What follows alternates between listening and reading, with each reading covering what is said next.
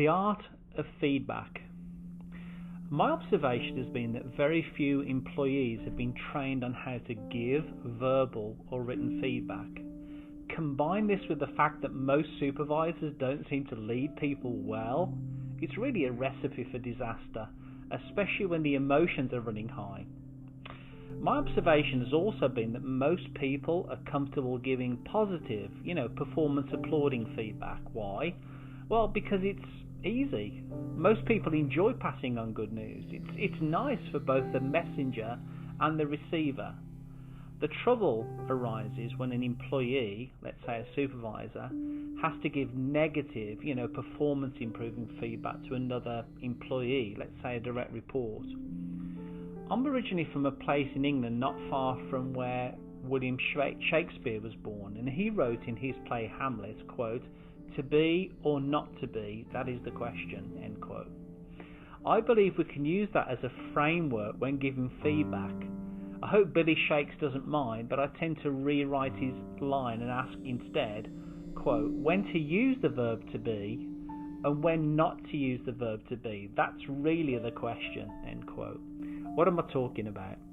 I recommend using the verb to be and other declensions of the verb to be, such as you were or you are, etc., when giving positive performance applauding feedback. Why?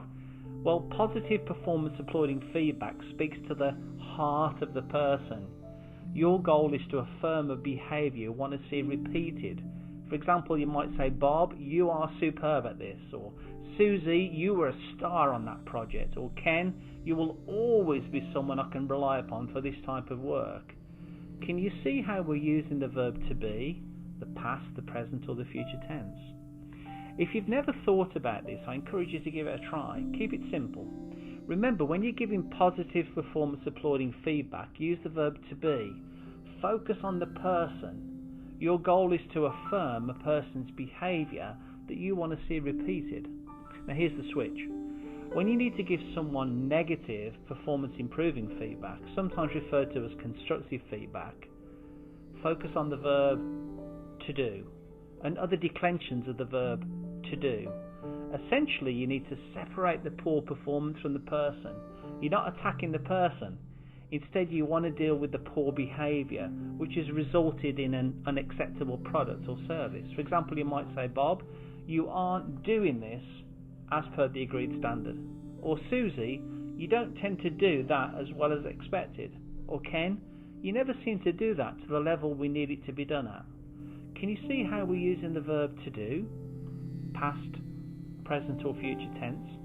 It wouldn't take a leadership guru to realise that if we use the verb to be when we're addressing negative performance improvement feedback, it can get really messy really quickly.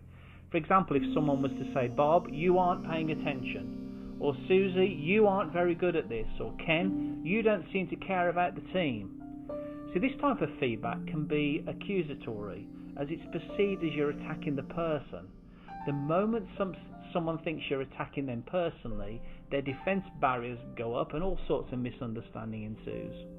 Again, if you've never thought about this, I encourage you to give it a try. Keep it simple. Remember, when you're giving negative performance improving feedback, use the verb to do. Focus on the outcome and not the person. Your goal is to correct a behaviour to improve the outcome. Ideally, link the outcome into a business fact, such as, Ben, you didn't do this on time, and the customer delivery was then 3 days late and scored us a very poor rating. From our experience over at New Leaf Training and Development, we'd suggest the root of many poor relationships in the workplace can be traced to the lack of training on how to give feedback. As a supervisor, manager or leader of others, it's a noble, honourable responsibility to give feedback to another person. You're treading on sacred ground. It's the heart of another person. You have an opportunity to lift the heart of another person for a job well done, or you run the risk of losing the heart of another person if you attack them personally. In summary, for positive feedback, focus on the person, and for negative feedback, focus on the outcome. I hope that's really useful on the basis that most people have not been trained how to give feedback.